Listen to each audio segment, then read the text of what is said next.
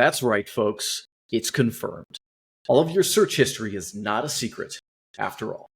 Today, we're looking at a billion wicked thoughts. What the internet tells us about sexual relationships. This is TLDR, too lazy didn't read.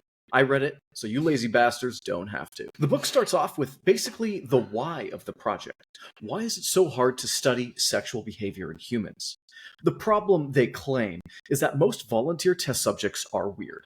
No, not your kind of weird, wherein you have some strange fetish that you don't want people to know about. This weird is an acronym which stands for Western, Educated, Industrialized, Rich, and Democratic. The internet, however, has many people from different walks of life, which is why it may be less homogenized of a group to study. Additionally, people tend to be dishonest in person, wherein the internet provides a veil of anonymity to hide behind, and people are more transparent about their behaviors, more brash, and less filtered. I mean, let's think about it. You wouldn't yell at a 12-year-old that you banged his mom in real life, but you do it on video games all the time. But I digress. The authors Okus and Gadam dive right into talking about Rule 34. If you spent any amount of time on the internet as a teenage boy, then I'm sure you're familiar with this rule, but for those less Philistine of you perhaps, Rule 34 basically states, if you can conceive of it, then there's of it.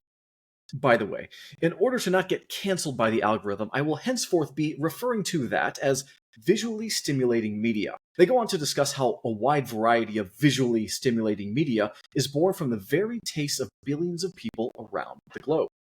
But where do these tastes originate from? Are they inherent to our gender? Are they behavioral, instinctual? Are they a product of the environment in which we were raised? Perhaps all of these play a part into why there are so many weirdos with eclectic tastes out there. But you want to get into the meat of it.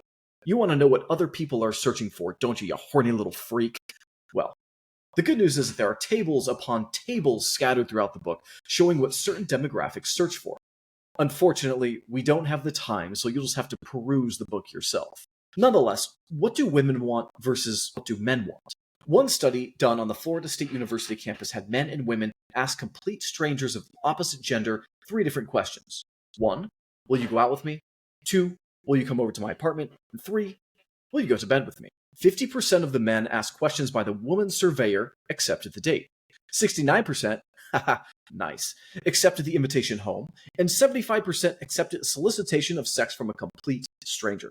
Women, on the other hand, had a slightly higher acceptance rate for dates at 56%, with the other answers dropping off steeply at 6% and 0% respectively.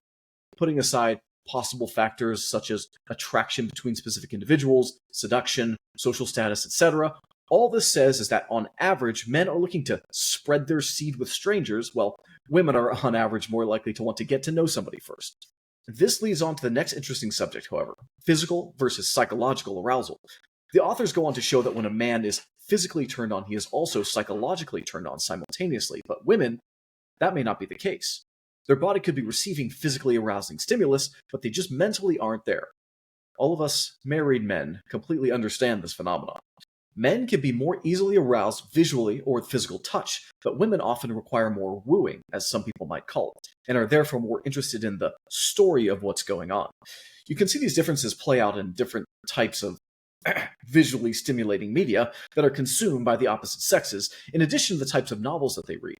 This is a hot topic in the book, pointing out that men are often more interested in getting down to the dirty as fast as they can, while women want to be more mentally stimulated ad nauseum by a story and conversations and the like. Why evolutionarily might this be, though? Well, the evolutionary cost for a man to spread his seed is quite low. However, the evolutionary cost for a woman to gestate for 9 months and then raise an offspring for X amount of years before they're sufficiently self-sustaining is quite high. In light of this, women are much more interested in the character of their mates than a man might be with a one-night stand. One trope seen throughout this book is the distinction between men and women, characterized as Elmer Fudd from Looney Tunes and the detective Miss Marple from Agatha Christie's crime novels. The simple man just goes around shooting his seed first and asking questions later, while the woman will do everything in her power to find out about a partner before committing. This is why women will often find taken men to be more attractive than single men, for this man has already been vetted by another detective. Therefore, as a rule of thumb, women's sexual decision-making is often of a higher caliber than men's. However, as many men often experience, a byproduct of women's discernment is that the bar is often set too high to actually succeed. I'm sure you've seen TikToks of influencers traversing streets, talking to inebriated nightlifers and interviewing women regarding their dream man. Obviously, he's between the ages of 25 and 30, 6 foot tall, dark and handsome with an amazing head of hair, making 8 figures, and of course, single. I have basically failed all of those metrics, so good for me that I'm taken. Sorry, ladies. Nonetheless, the statistical probability of finding one of those high value men is often a fraction of a percent, and there are certainly not enough of them to go around. A final note on this topic, though. Men are often desired for a wide variety of reasons dependent on the culture in which they inhabit. Women, for the most part, are chased for their youth and fertility. Further on down the line, continuing in the book, the authors also discuss changes in women's tastes and how their attraction morphs towards different types of men based on the phase of their ovulatory cycle. Women who are out of their fertile phase are more drawn towards emotional, more feminine behaviors and looks in men, while those in the fertile phases are more drawn towards masculine, aggressive men. Additionally, the authors noted that women are more likely to cheat on their long-term partners if they encounter an attractive, masculine, aggressive man in their fertile phases. Similarly, however, they also discussed a study wherein female strippers are tipped more by their male patrons during their fertile phase than their non-fertile phases. But what other kinds of characteristics are the sexes attracted to? Well, obviously that can change from individual to individual, especially when confronted with the differences between hetero, homo, and bisexuality.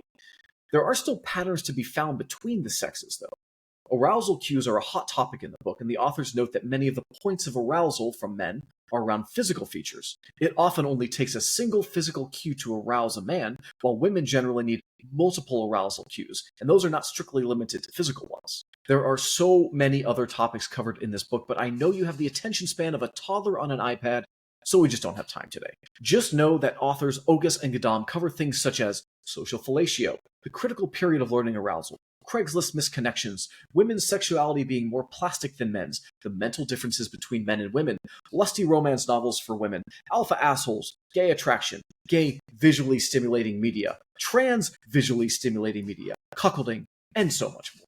Don't forget that all those tables of visually stimulating media searches I mentioned earlier are going to be found in the book as well. All in all, you know that the authors put in time and research into this book because nearly the last 150 pages are devoted to notes, a bibliography, and the index. If you want my list of notes with the page numbers for some of the topics, check out the description below, as well as a link to the book on Amazon if it piqued your interest.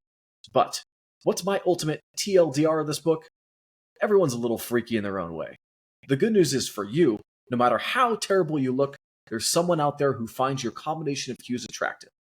The trouble might just be finding them back. Don't forget to like and subscribe for more TLDRs. Too lazy didn't read. I read it, so you lazy bastards don't have to. And I'll catch you next time.